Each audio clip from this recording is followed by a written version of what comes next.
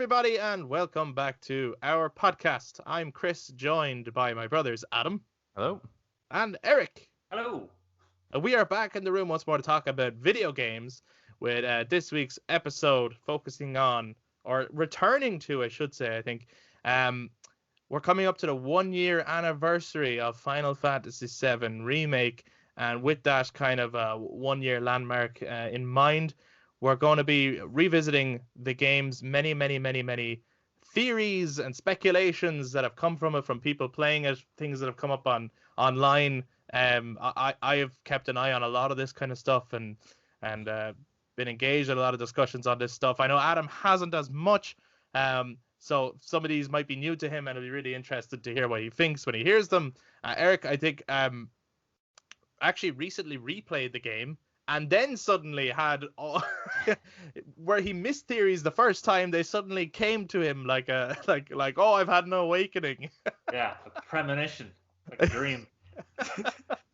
So we're gonna be looking through some of the bigger theories and discussing our take on them.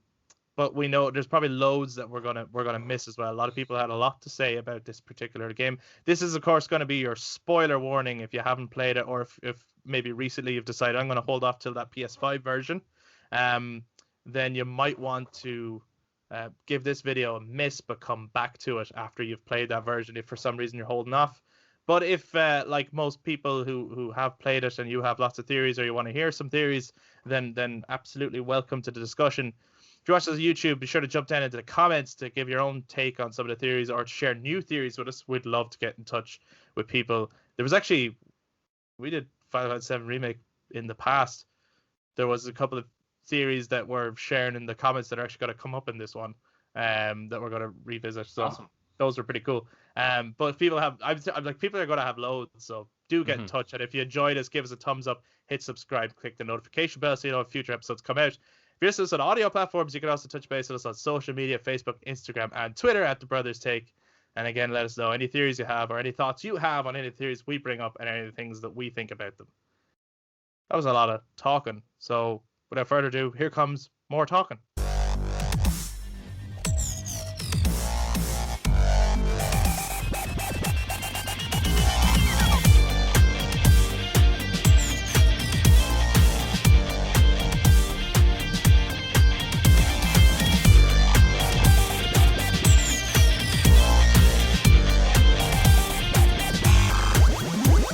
Okay, so Have you played the game?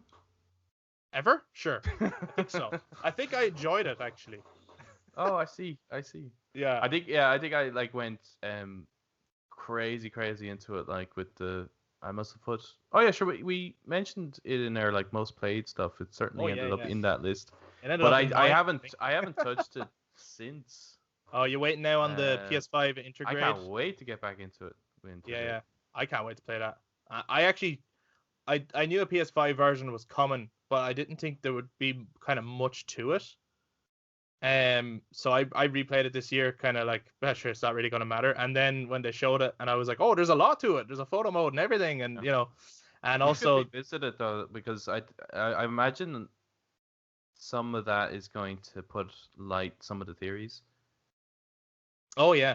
I think there's definitely going to be some extra shit in there. I think so. And yeah, I mean, when Intergrade is out and we've played it, we will definitely probably revisit. Especially we'll want to talk about, I'd say, the Yuffie content, which will be all new stuff. So that'll be cool. And I can't wait to see. I read an article recently that was talking about like that there's it is utilizing haptic feedback.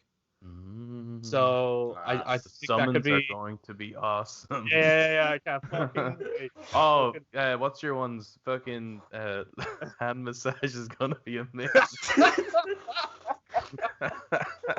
Madam M. Madam M, yeah. That was a strange scene. I'm definitely gonna pay for the best one. Well, you know what? Actually, Imagine that. Imagine there was different vibrations depending on what you bought. Like, I bet you there is. Let's start really light. Okay. Just since you brought that up, it's not something I was going to talk about, but I mean, one of the theories was that he didn't really get a hand massage. What's your take on that? Yeah, I definitely think there's room for interpretation there.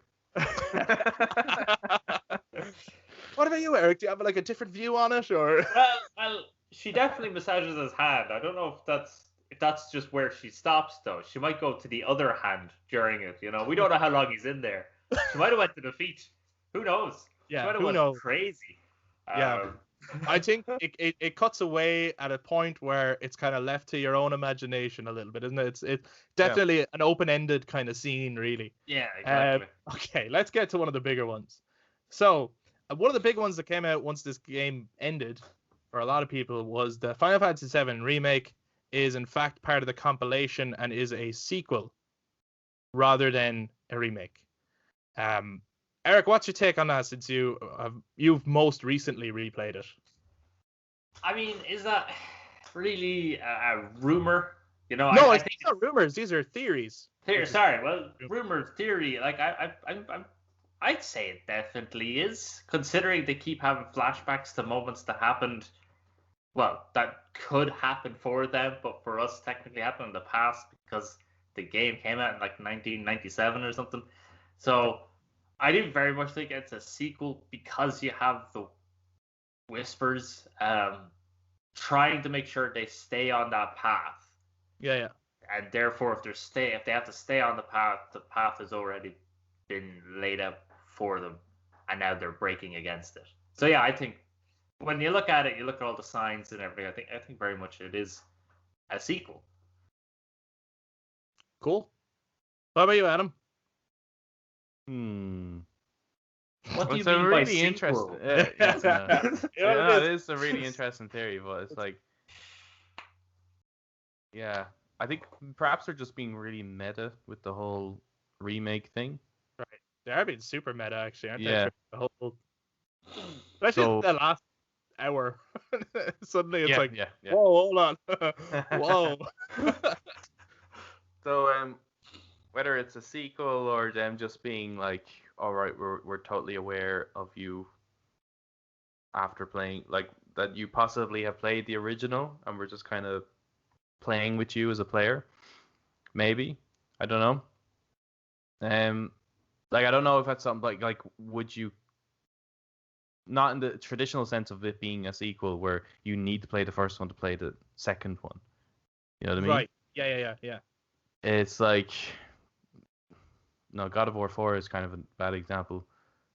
I don't think there's anything that really is anything like this, where it's a remake that. Actually, Star Trek perhaps. Yeah, I think J.J. Abrams' Star Trek is probably the best comparison. Yeah.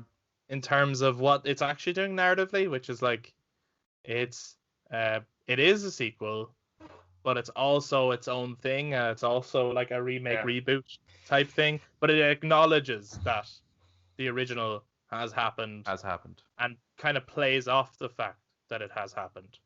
And it's a great way of looking at it. I think so, and I think you get more out of it if you either go back or you'd already been a fan of or whatever, but you can take it as its own thing. So for example, I wouldn't be a Star Trek fan. I enjoyed the first Star Trek movie, and I was like, I get that that's Spock. I understand that. But I imagine there's probably a lot more in that movie that if you're a Star Trek fan, there's probably loads of shit that just went over my head. Whereas if you're a Star Trek fan, it was probably like, oh my god, that is a reference to this thing, and that probably like there's probably like deep dives on that movie that I would never look at because I'm not really a Star Trek fan. I just went, oh, that's a fun movie, and oh, cool. I think the new Planet of the Apes as well, to some degree. Right, yeah. Because they're like, they could be leading up to the originals, but at the same time, there's enough in it that's different, but it still makes reference to them at some point as well. So it's like, I really love that approach, which is we're doing something new, but we're acknowledging the past. The other stuff, yeah. The other stuff existed, or it happened, or whatever you came to love with the original. We're going to honor that, and I think that's a great way of going about it. It's the same with God of War 4, because technically God of War is a reboot, but it's saying everything that did happen happened. Yeah. And you don't need to play the other God of War games, but if you have played them, that like moment of chains and stuff is going to mean more to you. Yeah, that's a good way of looking at it. I feel like there was like a group of writers at a table, and they were like saying, one side of them was like, we should remake this. It's really what the fans want. And there was another half going, I don't want to do a simple remake. Why don't we do a sequel? And then someone cracked the code and went, guys, I have this ingenious idea where we could do all of that. Right? And just like came in with this like crazy plot where they were like, that's a great idea. Because now I can make up some new shit, but you can also like recreate those sequences that people want to see. And Probably. I went, ha ha ha. So Okay, how are you going to achieve this? Yeah. Kingdom Hearts. Kingdom Hearts is how. Yeah, that Get sounds- Nathan back. We need more explanation. Okay, cool. So that's where we stand on whether it's a sequel or not. The answer is, yeah. Is it a sequel or is it not a sequel? Yes. Yes. We stand on that one. Okay, so I gotta go through the bigger ones that are like directly in this game first. Mm-hmm. And then there's a lot that people have in terms of like what will happen. So we can get to them then afterwards, right? So another big one is Sephiroth in this game. Yeah. Is from the future. Bruh. He is Advent Children Sephiroth, and he has come. I always said actually, it's Advent Children Sephiroth has come back in time. Eric, what do you think? I don't think so. Okay. Honestly, I always just perceived it more as he's a virus on the world and therefore does whatever he wants, much like essentially a virus within the body. Yeah. Yeah, will do what it needs to do to destroy the host, even though it needs to live in the host to propagate, but that it will inevitably kill the host or damage the host in any way the virus wants to. So I always just thought that Sephiroth was just that. Because of the Genova cells, he almost is able to break free from Fate's control because the Fates govern the world, but Genova's not from the world, and therefore anything that is created from Genova doesn't have to follow the Fates rules. So that's what I thought he was. I do think though he does know kind of what's going on, and I think that his plot is different. That he's not wanting the same thing anymore. Oh, do you think it won't culminate in like Meteor? He might still call upon Meteor, but not for the same reason he wanted to in the first one, or at least in the original game. Yes. I do think that. But I don't think he's from the future. I mean, it'd be kind of cool if he was from the future. I just don't know how he got there. He died in Advent Children. He was green goo in a box, like. He's dead in Advent Children, and he comes back and dies again. I don't really know how he comes back to life and then travels back in time. Yeah. Why did no one else? Oh, what if someone thought, oh my god. What if he is? Theory. Come on, let's have it. So if he is from Advent Children and he did somehow come back and then he did go back in time, what if we meet the future versions of the characters from Advent Children who have come back in time and they explain everything that's going on? No. You think that would be better? Then we'll come back to that. No, I don't know, because I was just saying I don't think he's from the future. That's my opinion on the theory. It'd be cool, but I think he's just more like an independent organism working on his own initiative. Okay, Adam, what do you think? I think it's interesting that it's always the Advent Children one.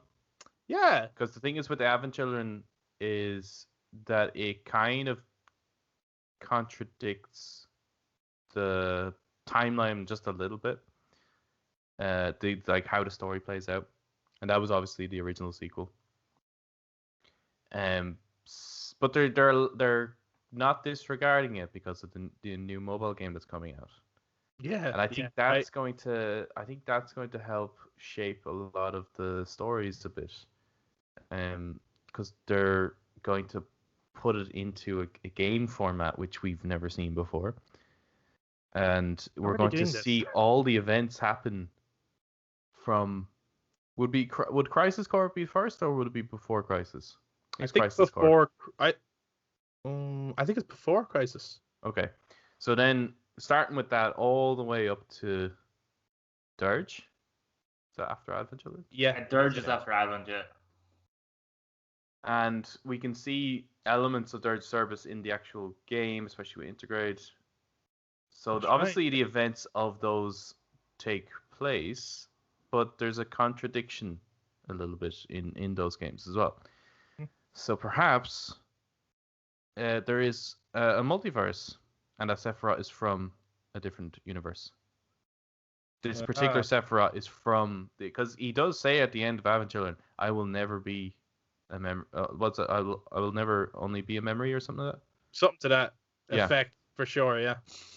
So I will never always be, though not your memory, maybe. I can't remember what the actual phrasing of that was, but it would just always assume then that what he means by that is he will never just exist in Cloud's memories, that he will always be a physical entity, and this would be his method of coming back, reshaping the whole thing. I think it like his goal would be to get Meteor, but knows now what needs to be done in order for him to succeed, because he's tried so many times and each time he has failed. Almost like the Doctor Strange fucking shit, where he's like, now at this moment he knows the exact methods to defeating our heroes and succeeding. So perhaps this is in the remake sequels he'll win. Maybe. And that will be the end to the endless cycle. You couldn't end on that note, could you? It was so heartbreaking. What if it was like a Merle Otacon decision with Aerith? Yeah, well, we'll get to that. We'll get to that. On Sephiroth being from the future, I don't think so. I never did think so. I always thought that was kind of weird. I get that. I think where it comes from is the fact that they show his black feathered wing a lot, and he does like the final fight is quite reminiscent of the Advent Children sequence, and he puts his hand in the air and everything changes, right? But I think it's just that's just stuff that people have come to associate with Sephiroth after the fact at this point. Like, it was such a cool addition. You're not going to not. Yeah. But like the black feathered wing has just become like, he has it in Kingdom Hearts and he has it in that new Smash Bros game or whatever. Like, it's just become part of the iconography of his character at this point. That I feel like that doesn't mean that has to be Advent Children era. So how do you think he's there? I'm in a similar boat to Eric in that I think because like in the original game, Sephiroth is inside the planet and manipulate anyone with his cells.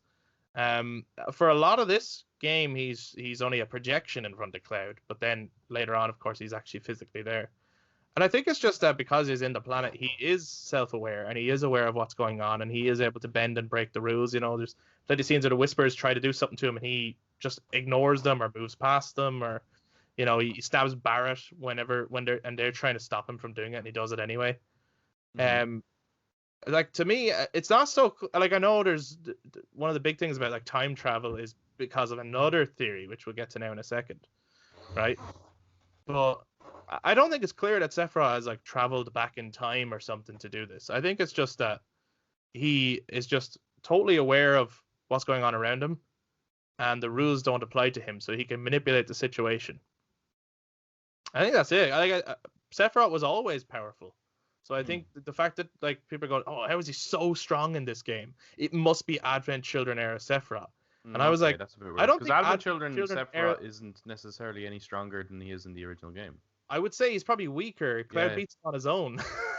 Like, where like it's still great and he's awesome and all. It's just that what you're seeing in Advent Children is a CGI fight, and what you're seeing in the original game is a step-by-step fight because of the mechanics. But like that, they're fighting a godly being. Yeah, he's in the end of the original. Like, I mean, look at the original. Look what he did to that fucking snake. Like, he was always the Sephiroth do this. So for me, he's super boss level.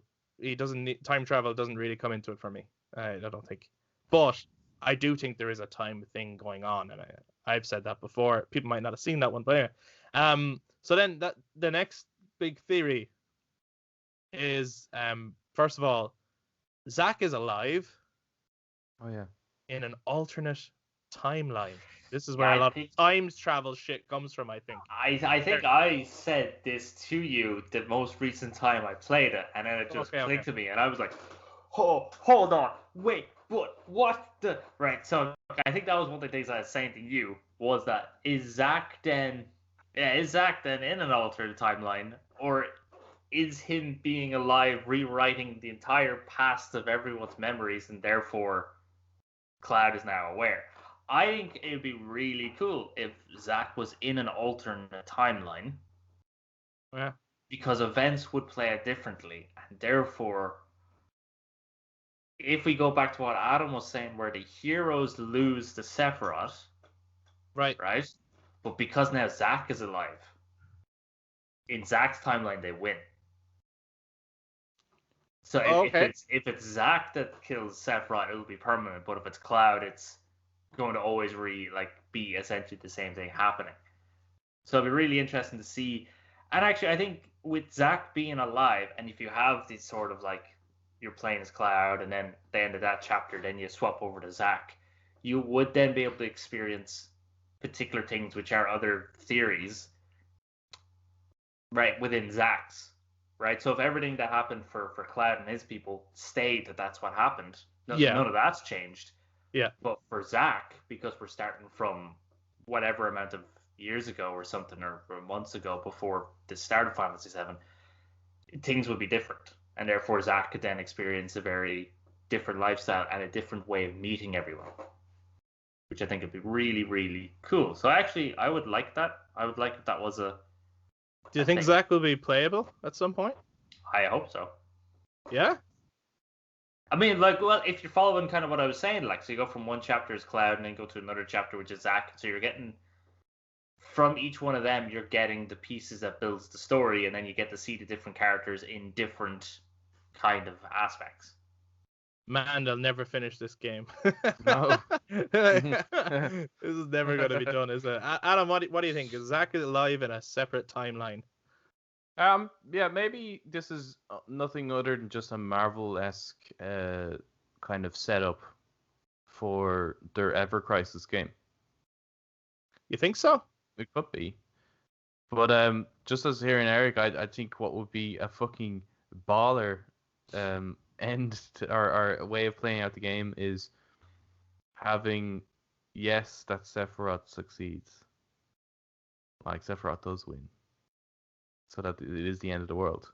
But due to Aerith's little shift in the timeline thing, in the past, I guess, now Zack is alive. And because Zack being alive would then equal Aerith being alive later.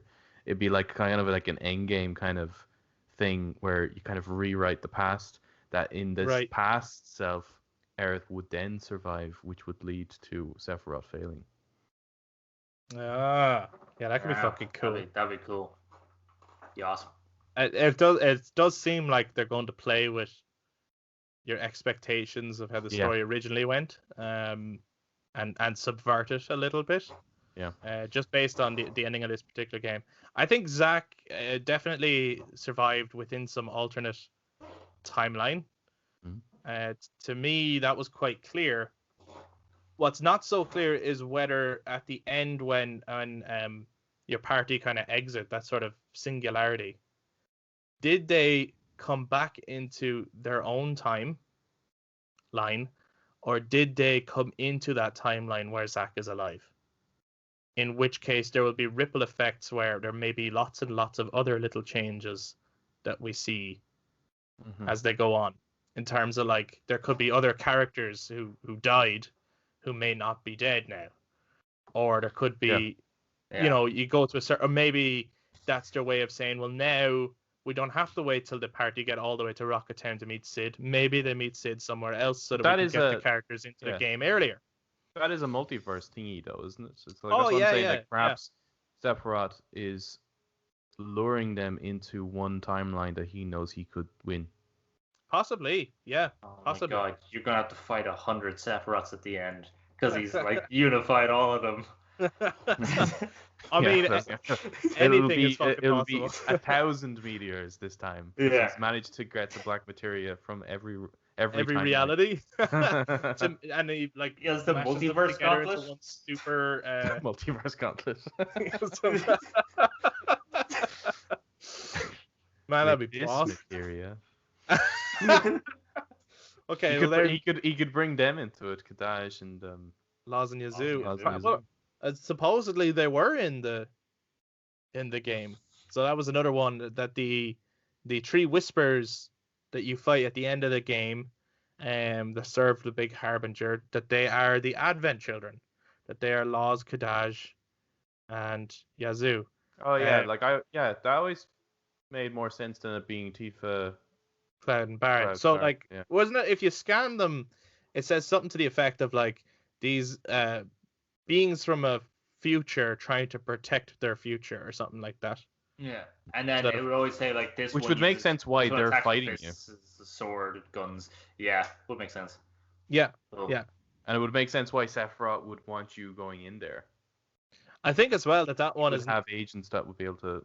Yeah, I think that one's kind of no longer a theory as well. I do believe that they kind of came out and said that that's who they are. Oh, did they? I believe so. I believe there was an interview where not in so many words, they kind of said, like, someone went, oh, there's a lot of people think that they're the Advent children. I think they said something to the effect of like, that's certainly the intention. Or Cool. it was something like that. But then again, this was a translation of an interview, so Mm-hmm. that is the intention to make you think that, but it isn't. But it's not them at all. Plot twist: there'll be no answers. Yeah. Yeah, it's like Lost. It's like they just it'll all end in a church. Sure. There was a great interview. Well, actually, I love. Well, it does, doesn't it? Advent children ends in a church. Oh fuck! It is Lost. It's kind of like, you know what? It's the first time since Lost that I've had so many theories about something, actually, or I've seen so many theories about something. Like, I suppose that was the whole appeal of Lost in the first place. Was like, after every episode, you meet up with someone and you go, "What do you think of this, man? Maybe Walt is God," and then then Walt is nothing, and you go, "Well, I thought more about that than I should have." That's definitely going to happen here, though. Like, the thing is with like fan theories, it's like, you end up making it better than your ever is going to be, and like, unfortunately, you could end up setting yourself up for disappointment. You could, and that's part of it as well. Like, I remember, like, there's great interviews with Damon Lindelof where he's asked kind of like, do you have all the answers? Yes. And then, do you listen to the fans' feedback? Yes. Right? And it's like, the answer to both of those are actually yes and no. Right? And the reason for that is like, okay, so if you say yes to, we listen to the fans' feedback, that's very important to us, and we do try and feed that back into the writing. Okay? It's like, okay, if you say no to that, then the fans are like, so my voice is pointless. Like, it means nothing. And it's like, okay, no, that's not true, because actually we do want to write something that you want to see, and we do want to. But then if we do that, then we're actually contradicting the fact that we have all the answers. Yeah, because we're trying to rope your answers in. Yeah. In which case it's like, but you also don't want to watch a show where we have no answers. So it's like a catch-22 of TV show writing. But yeah, I always thought that was interesting. Okay, so Zack could be alive in an alternate timeline. I think he is. And I do think he's going to be playable at some point. I don't know if it's going to be as much as Erica's saying, where you could go chapter by chapter. No, I'd say it'd be like a Yuffie style. Like to be honest, I honestly thought he was going to be the DLC, and I was super surprised that it was Yuffie. I was like, really not. Probably wanting to hold that off for a while. Maybe, make people like, keep beg thinking for about it. Yeah. Otherwise, it is just Ever Crisis. Like that was their thing. I don't know, because like Ever Crisis is, graphically completely different, and also it's a replay of Crisis Core. Mm-hmm. This is Zack alive in a time when he's never been alive, so it's different events stuff, right? Maybe with the Ever Crisis, because they're releasing obviously the original Final Fantasy VII. We see a bit where you're fighting Red Scorpion and Aerith is there. You're right. And I know that's probably just a tech demo thing showing off Aerith, and again showing off the actually incredibly amazing graphics for it. Maybe you can choose to play as Cloud or Zack. And therefore things have happened differently. And because Zack is with Cloud, he knows Aerith, so Aerith is kind of roped in as well onto the Avalanche missions. Well, at some point, right? Whether it's in that or whether it's in like future sequels to this particular game, you're going to do the bombing run as Zack at some point. That's so going to happen. It just feels like that's going to happen. Zack is on his way to Midgar. Cloud is fucked. With him. Cloud doesn't know what's going on. He's getting dragged along. Maybe Zack's looking for a bit of work and he bumps into Avalanche. I don't know. Things could be. I don't know. Tifa's dead, maybe. I don't know. Anyway. I just think the title for that Ever Crisis, you see, it just indicates to me that it's something that's a constant loop. This will always happen unless the changes in the remake break that cycle. That's kind of how I saw it. Well, I always, and like that was always my biggest thing about this game in particular is that I do think the original game is like every time you play it, it's sort of like the game has started over and over. Like the events are actually starting over and over again. This is a retcon writing thing, but the original game ends with a shot of Aerith from the start of the game. It just so happens that that's how it ends. And so you can always look at that as like, oh, the events are, like the planet has just hit like a reset button to save itself, and it's on a constant loop. But now Sephiroth is breaking the loop, and now there's going to be an actual a finality to this thing. Mm-hmm. You know what I mean? It's going to really end. Like if the planet ends this time, it won't reset. It's fucked. Or if you kill Sephiroth, he won't be brought back. He'll be dead, and that'll be the end of the Final Fantasy VII story, maybe. This is a theory that actually I had that I haven't seen brought up by other people, but I thought I'd throw it in here and see what you think. But I haven't seen anyone else bring this one up. I'm sure other people probably have thought it. So if you have, maybe shout out in the comments, guys. But I always felt that Marlene in this game is an ancient. Aerith is not the only one. I mean, it'd be certainly nice if she wasn't the only one, but I feel... Are you referring to the moment when she saves...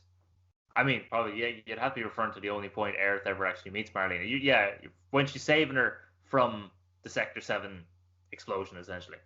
I'm referring to two moments. That's one of them. That one, and then at the very end.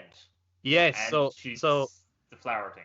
Yes, so Aerith comes and rescues Marlene, and there's like a moment, and it kind of flashes green, and Marlene is about to say something, and Aerith just like puts her finger on her, and it could be that Marlene now suddenly has a premonition similar to like Cloud and the other characters, where it's like, oh, I kind of know you. I don't know how I know you, but I think I know you, and everything's okay. So it could be just that.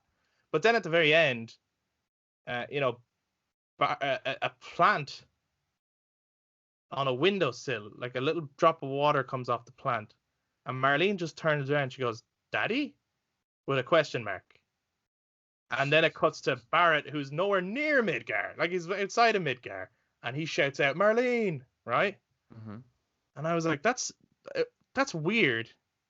Unless... That's the one like Final Fantasy. That's bizarre. But I was like, but if she is an ancient and the plant is actually talking to her, to let her know that her dad's okay or something like that. It could be that, or it could be maybe because Aerith is with Barrett at the time. I always figured it was with Aerith because in Advent Children they've really established that was her method of communication, and Marlene and Aerith had a bit of a connection with flowers and water droplets. They did. Maybe Marlene was always an ancient. Maybe. I don't know, like maybe Marlene will be saves the universe. Maybe even with Sephiroth breaking the loop and finding a method to win, that the world will always have an ancient. As it turns out, it's just not Aerith this time. Or they go fucking seriously sick and kill Marlene with a sword through the chest, and you'll be like, "This is a bit hardcore. This is not right. I like dark stories, but come on, she's a kid. Don't do that, guys." Tetsuya, sure, what the I'm fuck? Sure, that's not the case.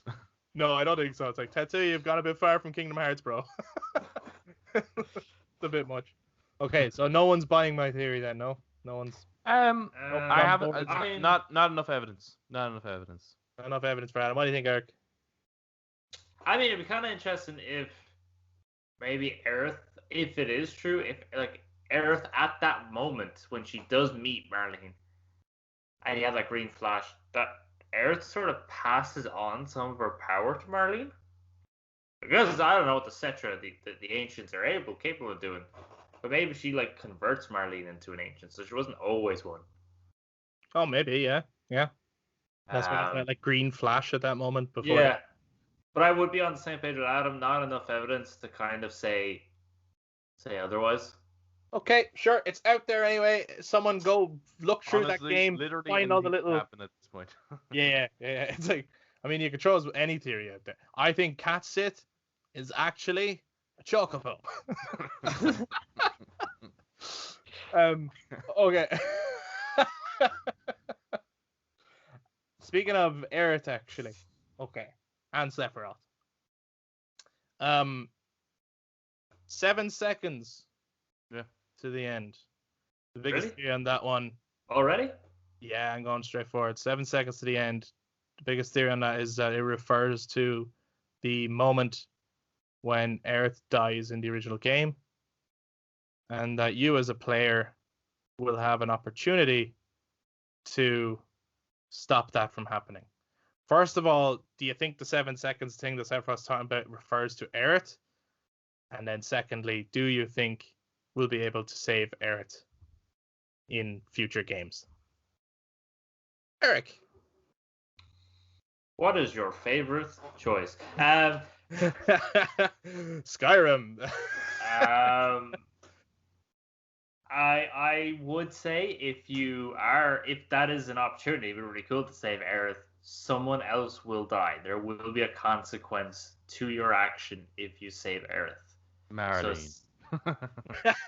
We've already established. I actually thought, like, I know, because I think you said that before, Chris. I think you said that before. The first time we were going through theories was the 7 seconds thing. That I actually thought it was to do literally the 7 seconds till the end, as in that moment where you have to choose Omni Slash and cut open Sephiroth at the end of the first game, because you're again on that edge of creation rock with Right, yeah. So I always thought about that. I mean, I think someone else, like I think other people have put up the videos where they have timed it. Yeah. That moment in the original and it is like 7 seconds pretty much. I mean, it probably is that. And it'd be cool if you could get the choice to save her, but I would say if you're going to do that, there will be a consequence that someone else on the team will die instead. Yes, yeah. What do you think, Adam? I don't know. I just think I don't know what they're referring to there, but right. I just feel I can't help but feel like there's like confirmation bias with a lot of the theories on this. Like even the timing stuff, like going back and retiming or putting a time on it and checking it is like how, like, at what point did you start that count? If you had it started that a little bit earlier or a little bit later, like you could probably put that 7 seconds thing and apply it to any action in the entire Final Fantasy VII game. Yeah. I just feel like there probably is a lot of confirmation bias on that. I don't know what the hell the 7 seconds thing is, and I have absolutely zero theories about it, because it could be like absolutely anything else in that remake game, and it's just like them purposely trying to be confusing with their writing. They're probably the only ones with the answers, and it could be really simple. I doubt that they're that. That is actually exactly what I said about the 7 seconds thing when it first came out. Yeah. I was like, I don't think that's the clue that they could be talking about Aerith, is that, if you go back and you time it, and I was like, that seems really convenient that like, did they go back and or did they purposely in the first place make sure that scene lasts 7 seconds as like because it's Final Fantasy VII, it's an in joke or something.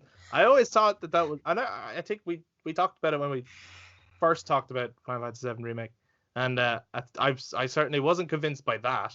I'm not saying it's like totally crazy or bullshit. Like, if someone believes that, cool, but that wouldn't convince me. The thing that would push me towards it possibly talking about Aerith is the music choice, which sounds a little bit more specific. And the music choice is the music from the Forgotten Capital, which is the place where Aerith dies. So like, yeah, the choosing specifically 7 seconds is weird. And it sounds super specific, and it's strange. But I don't know if that's the indication that he's talking about Aerith. Also, 7 seconds till the end. Phrasing alone sounds like he's talking about Meteor. Because the death of Aerith isn't the end, right? Yeah. Like, it's huge, it's pivotal, and it's one of the most talked about things from the original, but it's not the end. Like, Meteor is the end. That's the end game. That's the thing that wipes out the planet, so to speak. So what he's saying sounds like he's talking about Meteor, but the music sounds like he's talking about Aerith. And either way... But his stance sounds like he's there. And then he says, time enough for you, but what will you do with it? Sounds like the player will have a choice at some point to do with something pivotal. It could be setting up some new thing. That's none of those things. So it's really hard to settle on one thing. But it did get me thinking, will Aerith die? Or will you have an opportunity to save her? Do you think Aerith will die? I think so. You think she's definitely going to die, and that's it? There's no... Yes. Okay. I think I'm more with Eric on this one.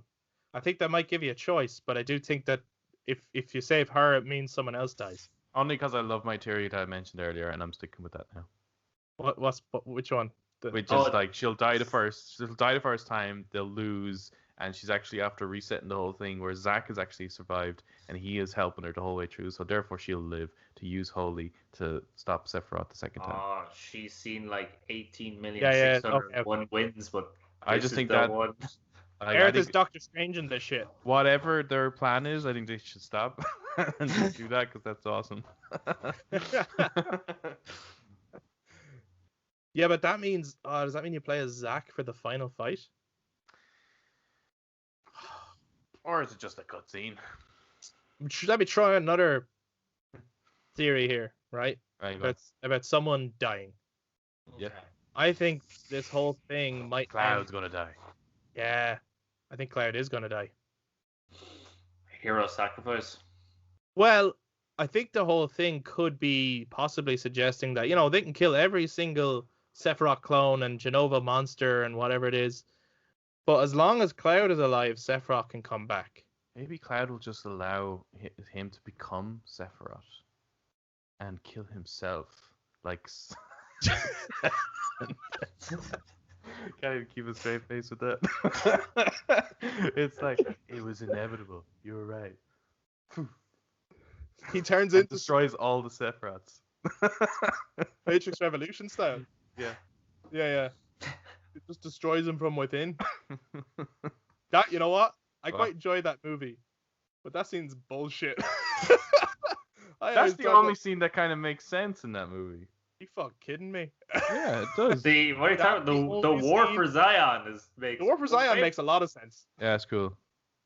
Yeah. Apart from now, we're getting a little off topic, but apart from their mechs don't make sense. Here's his big giant mechs, but let's make sure our entire fleshy torso and body is exposed to the claws of the Sentinels. Yeah. That doesn't make sense. That's a bad tactic. Yeah. It's like, why wear the protective armor at all? It's not protective. I don't want to get into Matrix 3 theories, but like that bit at the end does totally make sense. Sure. It does. Of course it does. It does. So you think then Cloud's going to turn into Sephiroth? No, I don't. No. That sounds like such a damn thing to do at this point. I mean, it could be. Eric, do you think Cloud will die in the end of this remake series? I mean, be cool. Like hero sacrifice. Pretty cool. Sephiroth's pretty cool. Sephiroth's like behind him. He's like grabbing onto him, and then like Cloud shoves Buster Sword through his chest. I don't know how he I don't know how he does it. to like reach the Buster Sword around and turn it on himself. But okay. So since we're now talking speculation of the future, here's one. Part 2 will open with Nibelheim. I mean, I think it's the most intriguing way to open it. Yes. It's like that backstory, you mean? Yes, yeah, Cloud's backstory, Nibelheim. I think it'd be very, very much like the opening of like the Two Towers where Gandalf was fighting the Balrog. You know? Right. It'd just be very, very cool.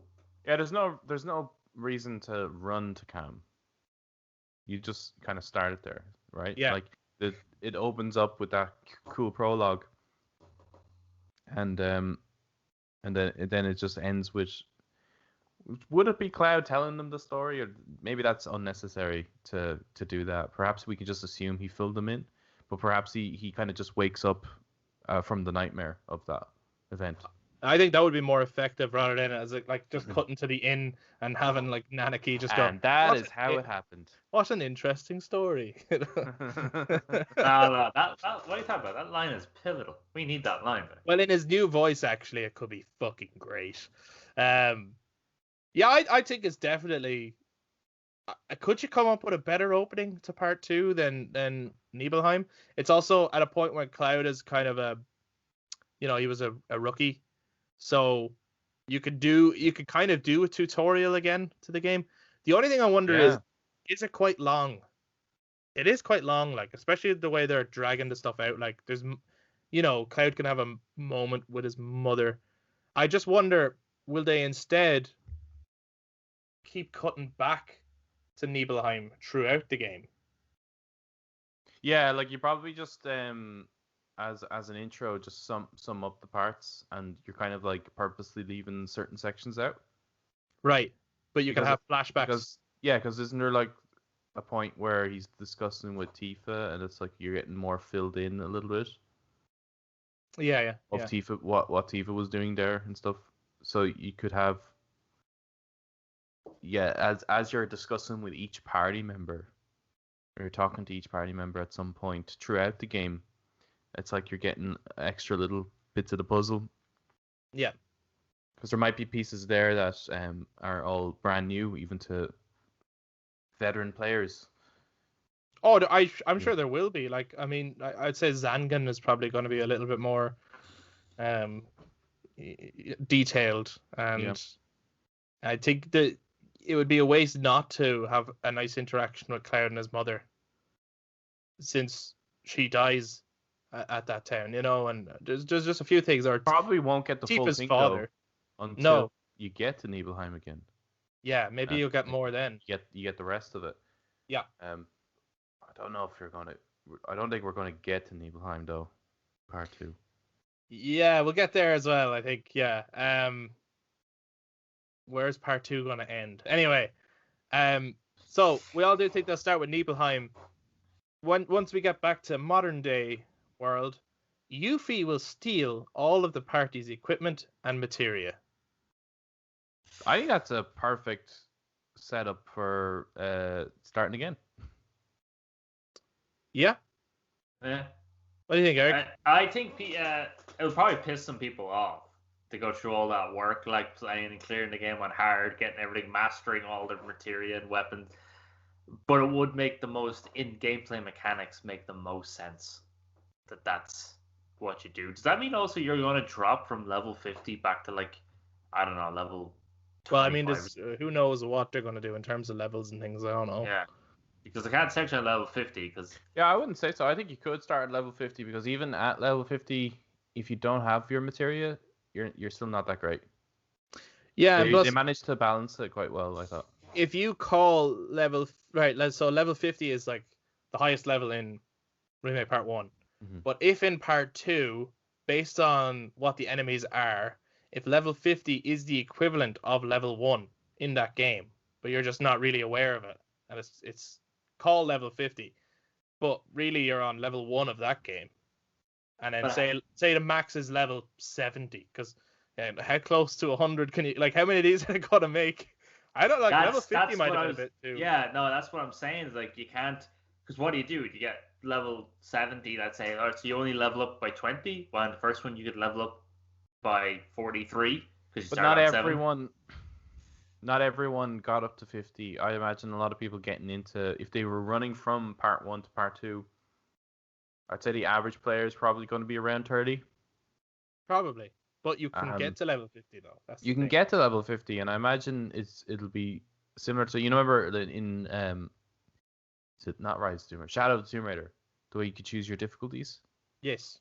And that this would offer, like, depending on your level, it would have a suggested difficulty possibly. Yeah. And it will probably it's probably able to make adjustments and change. And like if you're level 50, even if you choose like easy, it'll still not be, it'll still like make it a little bit harder than easy just to match your level 50. Right, yeah. But programmatically they should be able to do that, so. Yeah, that makes sense in terms of scaling it. I thought that Yuffie stealing their stuff was probably... But it makes the most sense. It makes the most sense that it's the best way to introduce Yuffie. Yeah. However, ever since they've revealed that Yuffie is going to be in that in her own chapter in Intergrade, now I'm not so sure. I still think it's a great way to take but I think that stuff would from the player. allow you to first allow the players to become familiar with her. Yeah. So that when she comes along and steals your shit, you're more like, oh, cool, it's Yuffie. As opposed to, oh, fuck this bitch. Fucking bitch, I'm gonna kick her ass. Yeah. And also give you like a reason as to why she's doing it. Yeah. As a player. Yeah. And there's not much opportunity to explore Yuffie as a character in the main game. So what? Well, there isn't. Like you what? She's kind of a tag along up until you get to Wutai. And even then, it's still not as in depth as some of the other characters, I felt. Only because she was optional. In this case, they can really go for it. I felt Vincent had more of a impactful backstory than Yuffie, though. He has a great backstory, but he actually doesn't. If you play the original, he doesn't engage with your party as much as Yuffie does in scenarios. Like, he doesn't say anything. Yeah, but he as I says fucking nothing. That's and there's no like, but there's no like, you don't go to a town and suddenly you activate Vincent's chapter. It's just that if you find that hidden cave at Lucretia, you get a nice bit of dialogue there. But and if you bring him to Midgar to fight Hojo, he'll have a little bit of dialogue with Hojo. Yeah. But that's essentially it. Whereas Yuffie gets a whole continent where she actually has a chapter. Yeah. You know, in a similar way to like when Nanaki gets to Cosmo Canyon or Barrett gets to the Coral, you know, you actually get a... So it's kind of weird that way. It's like both characters I feel are going to be fleshed out even better in this than they ever were in the original. Definitely. But I think that's why with Intergrade, I think they're just allowing more time for her. That they are going to be introducing her so early. I think that is more evident that she's going to be stealing your shit at the beginning. You know what? You're probably right. What I wonder now though is, will you play as Yuffie stealing the shit? No, I wouldn't say so. Or it's probably not even going to be a fight. It's probably just going to be a cutscene. No, probably not. Yeah. I do think that you will fight her though afterwards. Like if you track her down, you'll probably fight her because you fought her in the original. Yeah. But make it like a cool boss fight. It could be what you're trying to do, I guess. Is like give you a reason for exploring. Is you're trying to hunt her down? Yeah, first. Yeah, could be. Because there isn't much to explore on that first part. Where the hell is part 2 going to end? So one of the big theories on this one, which just based on how much is covered in the first part and how much has to be covered, I can't buy it at all, is that part 2 will end, and obviously people think it might play out differently, but will end with this sequence of Aerith's death. No way. There's way too much. There's too much, right? There's way too much. Yeah. So I think it will end leaving Junin Harbor and going to the new continent is where I think it'll end. Right? Fucking hell. But like at that, there's not a lot that happens between Midgar and Junin. But as soon as you get over to the second continent, when's a good time to stop? I think that's got to be really hard. Well, could you end it on a big ass like battle in Fort Condor and make it like really really cool, like a big Fort Condor kind of Helm's Deep moment. Fort Condor is on that first continent, so if you leave, is it on the second one? Sorry, okay. No, it's on the first one. It's before Junin. Yeah. Oh, so so now you can't go back. So it's actually like really complicated, I think, as to where, because Aerith's death is too far. Yeah. Yes. So you'd either be rushing a lot of stuff. That's the third continent. Yeah. Or fourth. She dies up on the third continent, the top continent. Yeah. But yes, like, do you go to Wutai before that and all that? Yeah. Where the hell are they going to end it? Like, I think that they could probably do a far. Well, will you get the whole party in part 2? Nah. See, I don't think you'll get as far as Nibelheim. That's the thing. Oh, I was going to throw in it too. I think you will. Nibelheim's in the second continent, isn't it? Yeah, I think they might end it at Nibelheim. You could start at Nibelheim and end it at Nibelheim. Oh but this time, just put in a big boss fight at Nibelheim. Yeah, well, they can also do a big epic fight at Junin Harbor. Well, I mean, the end of Nibelheim, the burning of the village, and playing out, like, you could actually play out the fight against Sephiroth. Like, that would. So it could play as like a flashback once you get there? Yeah. Like, you're getting the rest of it. Like, you're only getting bits of. Yeah. At the beginning. Yeah. Like, the beginning one might be just him walking away from the burning. Yes. I mean, and then you wake up and it's like, oh, fuck. But then the end would be the playing out the rest of it. So it doesn't actually, you don't even have to get to Nibelheim to do that, because it's still just a flashback. Yes. You could just get the pieces. So at any point, you could be on the ship heading to the new continent, and Cloud has that nightmare again, and it runs through, but plays out this fantasy version of how that backstory played out. Yeah. And it's him fighting and defeating Sephiroth, and it's like you got that big fight. But then when we get to Nibelheim, you get like, they could make that as wild as they want, but when you get to Nibelheim in the third part, it would be wrapping up what actually happened. But couldn't it be really interesting if in the second part, you get to Nibelheim at the end, and that's when you see it's not burnt down, and now he's questioning what he was believing at the start of the game. Well, so you have like an arc within the one game. Well, I think even as a new player, even if you're going into part 3, you have this assumption of what the events were, that even in part 3 you're questioning what happened in part 2. So I don't think it necessarily has to end, because there's just too much in between. There's a lot. Well, you see, you get to Nibelheim before you get to Rocket Town or anything. I know, but don't you have to do like Gold Saucer, North and Cosmo Canyon, Arrow, and maybe it'll end at Cosmo Canyon because Bugenhagen can drop some fucking wisdom bombs on you. Like, I'll tell you what's really going on. That's another one that Bugenhagen will explain at least some of what's actually going on. Yeah, there's just so, like, that second continent, there's just so much on it. Yeah, it's huge. That's where all the big ass kind of plot points come out. Yeah. So I think I think the wise thing to do would be to drag out that flashback sequence of Nibelheim and play it out at certain points. Yeah. As a haunting memory for Cloud. And then at that point, you can kind of end it anywhere you want, really. Yeah, because you still have a finale. But you need a...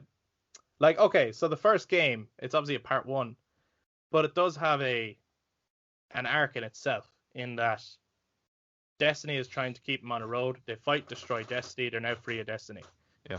So the second game is going to have an arc. And I think that's going to be really hard for them, because they're going to have a arc for each game, while also bringing the main story forward. Yeah. It's tricky. They probably, to be honest, as cool as, and I love that. I love the first game. And to me, leaving Midgar is such a amazing set piece. Mm-hmm. But they've probably made a big mistake not making the first game the first continent and But I leaving think Junin. because I remember even like when I was wanting a Final Fantasy remake for years, it always made sense to me that that's where it would end. Like even when we saw the Final Fantasy VII Remake announcement and stuff like that, it's like, oh, we have this kind of discussion. Where do you think it's going to end? As it's always, for me, it was always going to end once they leave Midgar, because Midgar, yes, although it is one town / city in a huge world, no town or city that you visit is as big as Midgar. No, that's true. So in itself, it is its own little world. So I don't think they're going to have much issues, because I think they're going to have similar to Final Fantasy 15. Yes, 15, where the little places you go to are, they're kind of small enough when you're visiting them. That's not that, and the open world as well is not that overwhelming. So I think that's going to be very similar to that. But when you go, can you go back to Midgar? That's the thing. Can you go back in? No, I don't think you can. But I think my only thing on it is, like, to me, yes, leaving Midgar was always, I'm in the same boat. I was always saying, leaving Midgar is the ideal place to stop it. There's going to be 7 parts to this game. Yeah, looking at how much there is to do, I'm like, do you know what? If they had done the whole first continent, where you leave Junin as the finale, and fighting Genova on the ship is the final boss, actually, then Aerith's death is not too far to do in one game. Yeah, but you see, you could make 3 or 4 of these games. How many parts do you think there's going to be? 5. 5 probably. Parts? Yeah, I think that would be a good number. I think it could possibly be more. More? I think it'd be a bad idea to do too many. It's just this: how often does Square Enix have this opportunity to make a series like that? I know, but you gotta know when, You're going to say no to more Final Fantasy VII? No, I'm not. But I do think that you gotta be clever, and you gotta know when. Like, okay, MCU should have ended with Endgame. Yeah. But they're like, but it's doing so well. Let's keep going. And you're like, guys. I think a better argument should have been Endgame should have came earlier. right. It could have been. Because like that's 20-something movies. No, I'm not saying make 20 fucking games. What I'm saying is, you gotta know when you've stopped and the audience want more, as opposed to, oh, thank God this is the last one. You don't want that. No, you don't you don't want that. But I think it's like even with 5 parts. Mm-hmm. Even with 5 parts, which is a very, I think that's probably a very realistic number of how many there's going to be. You're obviously not going to get Earth's Dead in part 2. No. I still don't think. No. That's a part 3 event. Right. I think they're going to slightly change the events of Junin Harbor. And you still think they're going to end at Junin Harbor? Yeah, and I think it's going to be, they're going to make it a lot more climatic. And rather than you like having to do the parade and you're not getting the sailor outfit and you're getting onto the ship and then you have Nanaki kind of like having really, like, they're not going to do that. Like, I think they're going to be a little bit more cinematic about it, and it's going to be a time when essentially Shinra is now the main villain, rather than repeating the end of the first game and having you fight Sephiroth and Genova again. It's now you're going to be fighting Shinra. Yeah, will Sephiroth be the final boss of every game? I hope not, because that would just be... I think so. That would be too repetitive, and by the time you actually fight him in the end, you're like... Yeah, I'm beating this guy 100 times. Yeah, it's got to be another part, isn't there? And I'm going to fight him again. You're going to be like, oh, this guy, this schmuck, I've beaten him like 6 times already. Come on. I just think that it's going to be what would be the multiple stages. Maybe not at the end of every part, but right. So that you don't have to fight him that many times at the end. Yes, yeah. So he could turn into one of his other forms at the end of one of these games, and he could turn into another form. Yeah, that could be interesting. Well, as long as it's just not the end of every single one. No, probably not. Like, I think you could possibly, like, I think a good spot to end it would be on the ship, and that the last fight is Genova. And you don't have to fight Sephiroth then. That's the end. Yeah, let Genova. Like Genova's a good final boss, to be honest. Yeah, it could be very climatic where she's like destroying the ship. Oh, and water could be bursting in, and it could be fucking. You trying could make that really dramatic, actually. You could. Trying to kill her then. Yeah, that could be fun. I honestly have no idea where they're going to stop it. I really don't. But it's not going to be Earth's death. That's I put money on that. They're not going to get that far. That's not going to happen. I don't know if they'll get all the party in part 2 either. No, I don't think so. Probably not. No. Probably I don't know. You'll get Yuffie for sure. They've pretty much confirmed that because she's shown up now already, so she will be. Well, I don't know. You might not actually get her though. I think you will. I think you'll get her, and obviously they'll focus on making Red 13 playable. Yeah. But That'd be awesome. And you'll probably, well, you see, it depends on whether they get over to the continent or not. Whether you get Catsit. No, you see, I don't think. Yeah, I don't think you won't get there play? Yet. You won't get there yet. But that's a part 3. What if they're like, hold on, we need to get to the Gold Saucer because we had Wall Market as our fun place. We need to get to Gold Saucer. I think Junon has an opportunity to be fun. Yeah, it could actually.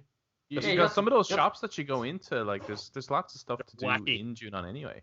Yeah. So there's an opportunity to make that even bigger and go downstairs and gamble with Rude. Yeah, there's probably games to do and all that kind of stuff. But speaking of the Gold Saucer, when we eventually get there, this was another big theory. Mm-hmm. Will Jessie be the princess at the Gold Saucer? I think me and possibly Adam was hinting at this when we're talking about Zack being a separate timeline. Right. So it's Jessie's still dead in Cloud's timeline. Right. But in Zack's, she is the princess. And that everyone part of Avalanche has essentially a different story. Is what I'm thinking for that. Yeah. It'd be cool. It'd be nice. Yeah. But I don't think it'll be with Cloud's timeline. Okay. What do you think, Adam? I don't know. I mean, the only person that we saw live, we didn't see Jessie live, you see, so. No. I'm not saying that. Yeah. I don't think that's what people are saying either. I think that is what people are saying. I think people are saying Jessie will be alive at the Gold Saucer because she was always alive at the Gold Saucer. She never joined Avalanche. Then who was with you? No, what they're saying is that time has changed. You've Usually changed the only things. ones are aware. That would entered like a new timeline. Well, that wouldn't really work with, because who's the other guy who died? Biggs? And he was alive, yeah. Yeah, so he's waking up in his avalanche gear. That doesn't add up. Right. So if he's waking up in his avalanche gear, then Jessie would. Yeah. If she's still alive, but we didn't see it. We can't just make the assumption that Jessie's alive just because we see him alive. Yeah. I think he's just an opportunity for another playable character, possibly. Maybe Possibly. he comes and joins your party. Yeah, possibly. I'm going to jump on the bandwagon. I think we will meet Jessie at the Gold Saucer. Okay. I think she won't recognize you. I think her father will be in the audience watching. And I think you will be going, what the fuck is going on? I think it's going to be mindfucky on purpose. And she's going to be like, I've literally never met you before in my life. I don't even know who you are. And they're like, snap out of it. Do you remember, right? And it's like telling her all these events. And she's like, get the fuck away from me. Yeah, jumping on the... Clyde gets on the stage, shakes and goes, you owe me a pizza. Yeah. and then you're arrested and sent down into the... That's what that's what gets sent to the prison where Diane has both of his arms and Marlene is still his daughter. What the hell? Imagine that. That'd be fucked up. That's reminded me of that scene in Airplane where your one starts freaking out in the plane and they all go for it. Slapping the shit out of it. Yeah. Do we think Roach is going to have a bigger part in part 2? A lot of people think Roach will come back and will play a bigger role in part 2. What do you think? Yeah, I mean, it makes no sense to introduce him and have him go off without beating him. Yeah. He's definitely going to have a role. Yeah, he makes it very clear that he's going to keep hunting down Cloud so that they can keep fighting. Whether or not he remains a villain or becomes an ally, that's not very clear. But I think it'd be very interesting if they have in a minute if they can with him explore the effects of Mako, because Mako has negative effects on the mind of somebody. So we're seeing him at his height, so we can almost see him deteriorate throughout the second part. Yeah, or that would be part really cool. Cool exploration. I think that could happen, and I think actually Roach has an opportunity of becoming a final boss. Actually, if he was at one of the parts. Yeah, if he was like reoccurring and but now he's deteriorating and he's becoming more dangerous and more reckless maybe, or he could possibly that, or maybe he like because he is deteriorating and he's not as strong as he used to be and he just can't beat you and it's like kind of driving him crazy. Maybe he will like, I don't know, make a deal with Hojo or something. Like Hojo will be like, I can make you stronger. But he doesn't realize what he's getting himself into, and Hojo's like fucking him over and puts Genova cells in him. And then he comes back and fucks you up. Yeah. But now he's going to turn into something horrible. And like he'll have a point where you have to put him down. And it's like you didn't want to really or something like that. Like maybe there was... But that could be interesting, like looking at a soldier who is just desperate to feel strong again, that they'll do kind of anything. But either way, I think he's definitely coming back. I heard one before about okay, so first of all, do you think Chadley will come back? No. It'd be a weird one because he has no real reason to leave Midgard, does he? No. But do you think that he will come back?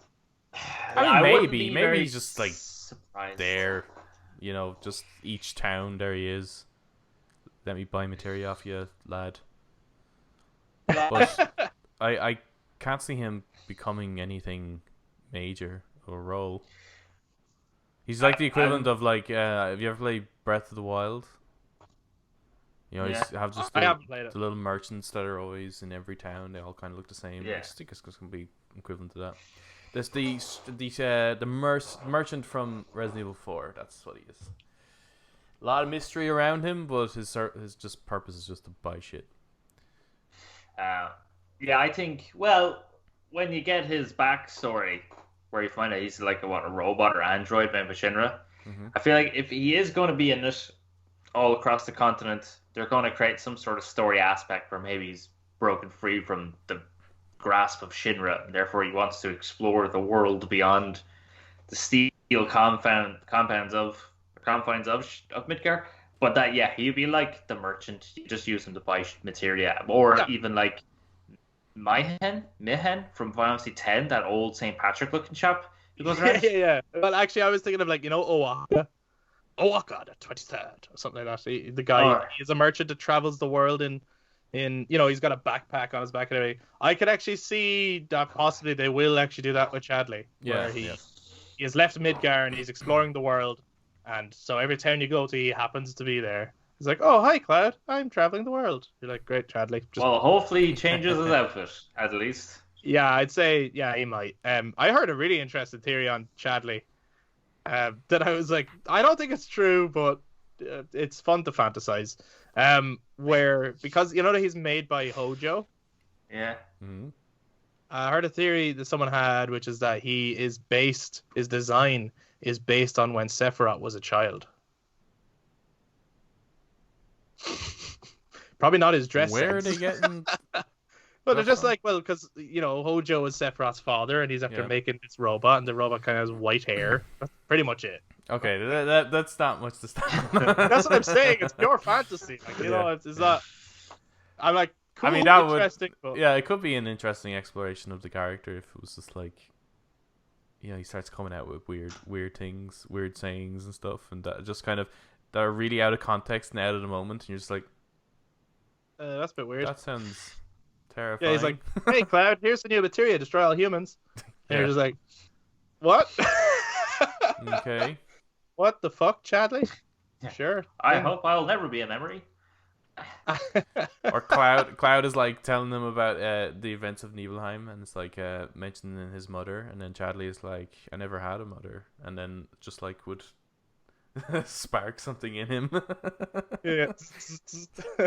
Mother. He's Hojo. Kadaj. I'm sure that's he's, definitely not true. He's a robot though, right? Yeah, he is a won't robot. be able to age, would he? Okay, I think this is gonna be the last one for now, but I'm sure people will have many other theories or things that they speculate might happen or whatever, and you can jump into the comments and let us know. But one that I've also heard or seen, and I think at first I was like, nah, they won't do that, and with later things that I've seen, I'm like, they probably will do that. Genesis will show up at some point in the remake series and may even be a final boss or a main boss of one of the parts. That sounds quite likely,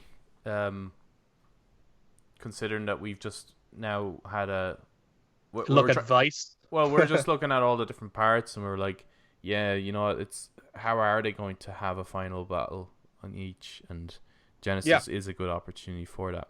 Why he would be fighting? But right. He was the villain, was he? He was the main villain of Crisis Core until that final flip with Sephiroth. Yeah.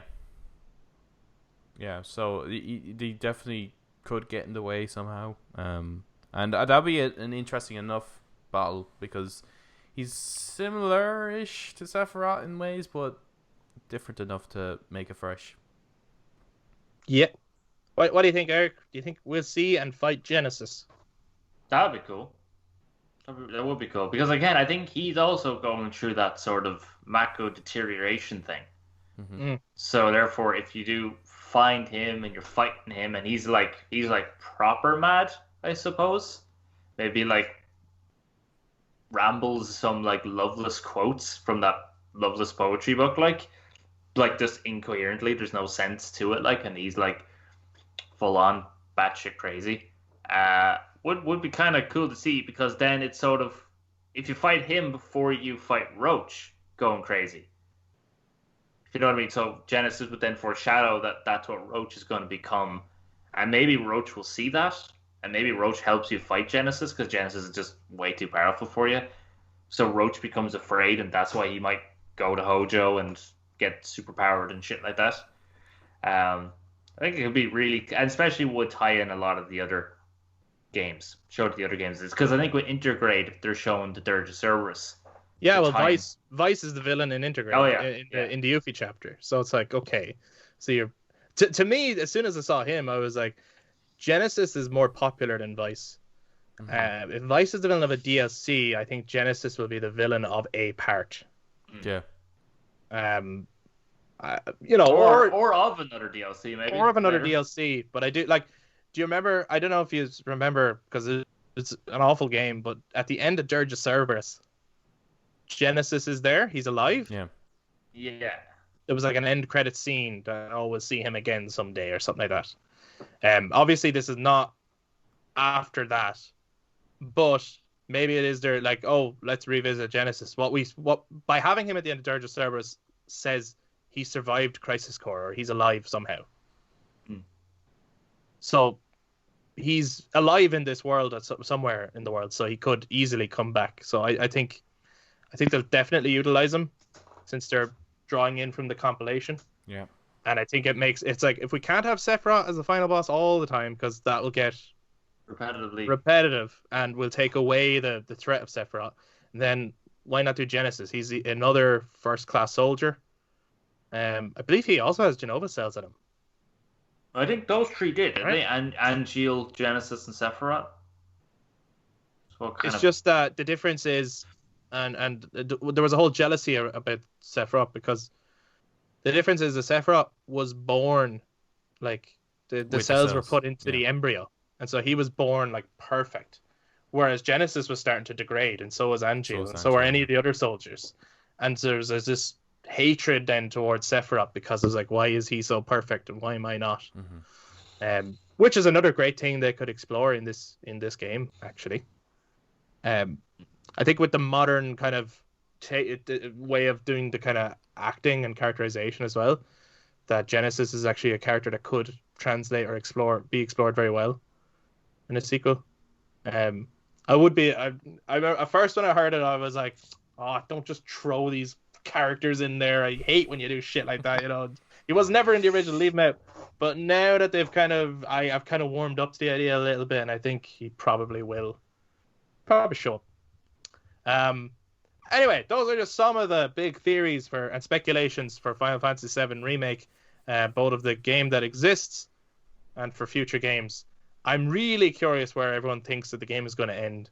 And if you think it's Aerith's death, I really don't think so. Hey, maybe you'll help a dolphin. Maybe it will be John and Harbour, and they'll do a cool big set piece with the dolphin. That was one of the pieces where you're like, that's not going to be in it. But based off of part 1 and everything that they put in it, that dolphin sequence is definitely going to be in it. 100%. You will... The CPR minigame of Priscilla is happening. Yeah. 100%. Do you think, actually, just before we finish this up, do you think there's anything that was in the original game now at this point that you think they will cut? Based on kind of maybe in terms of trying to get around to shit quicker or something? Or do you think they'll include everything plus more? Yeah, you gotta have everything. Like, you gotta have the Battle of Fort Condor with the people being made out of triangles. You gotta have it like... That was weird. There will be a Condor mission. Yeah. For definite. Yeah, will it be secondary though? That's the only thing. Yeah, will it be like, or will that be a DLC? Like a Fort Condor. See, I can't see them leaving anything out, actually. Really? Yeah. I think everything is going to be in it. Optional shit and all.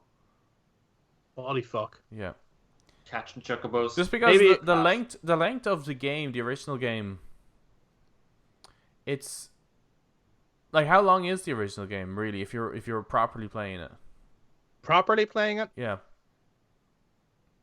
I would say it's like 40 to 45 hours. So that maybe 50 if you're really struggling with it. Yeah. Yeah. So that's quite like that's like an average length for a game these days. What? No, it's not. They've gotten much shorter. You kidding me? They're like 20 hours nowadays. Well, kind of single player based experiences are, yeah, but like like a grander scheme, open world games. Yeah, I mean, you're not going to clear. You wouldn't even clear the Phantom Pain in that time. No. So right, and there's nothing in that game. So if they're able to make a game that long with nothing in it, I'm sure they'll have no problem. Yeah, it'll be a case of. I actually think how many games there's going to be will be a case of how frequently do they want to release them. If they want to release them every 2 or 3 years. I think the other parts have a better chance of coming out more quickly, though. Because the first part was they were struggling in terms of development. They had to switch teams, switch engines and stuff. Yeah. But I think with part 2, the only reason it might take a while is 1, new console systems, 2, probably maybe utilizing the next Unreal Engine, and 3 is figuring out how we're going to just get the open world section of it working. But once they have that bit all sorted out, I think the other parts could come much more frequently. Once they just have like the whole game sorted out, I think they'll be once they've made it, I think they'll release it no problem.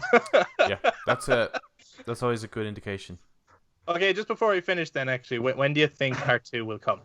And it's like, there's no knowing, but when do you think they'll be able to put out part 2? I think we might get a teaser or trailer or something next year. Within the next 2 years, I think we'll get something. Right. And then maybe another 2 or 3 years after that. Holy fuck. I think we could get a announcement / trailer at the end of this year.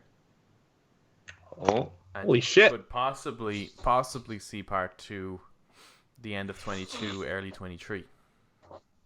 Okay. I think we will get an announcement / teaser trailer at the end of next year. The game will be announced that it's coming out in 2023, but then we'll get delayed and will actually come out in 2024. You're so optimistic. What? That was way less optimistic than you. I know. Sorry. Sarcasm. I thought you were serious. No, I'm not being pessimistic. I just like it's just the way games are going nowadays. You know what I mean? Like everything just like gets announced and gets delayed because everything is taking longer. Like Gotham Knights, how long has that been in development? I know it's not coming out till next year. Yeah, I know, but WP right now are just not in a good position. As a company, they're not That's in a true good too. position. Yeah, that's true too. So that's a whole other conversation. But anyway, guys, thank you so much for listening to our theories and speculations, or at least our take on theories and speculations with regards to Final Fantasy VII Remake. We'll probably be revisiting this one more time when Intergrade comes out to just talk about how we feel about the PS5 version and then also the Yuffie chapter. So if you've enjoyed this, be sure to give us a thumbs up, click subscribe, and click the notification bell so that you know when that comes out in the future after we've played it. You can also touch base on social media, Facebook, Instagram, and Twitter at Brothers Take. And we'd love you to jump down into the comments or message us or whatever you want to do. So let us know your take on some of the theories and speculations. And also try out some new ones that we haven't seen or that we didn't bring up. Try out, like, because there's loads. People have loads in terms of this game. Like it was like smooth sailing, and then it hit a last chapter, and then suddenly went, "What the fuck is going on?" So, so if you have more out there, highlight them to us. I certainly would love to see more, and other guys would as well. Thank you very much for listening, and we'll be back to talk to you guys next time. Bye bye.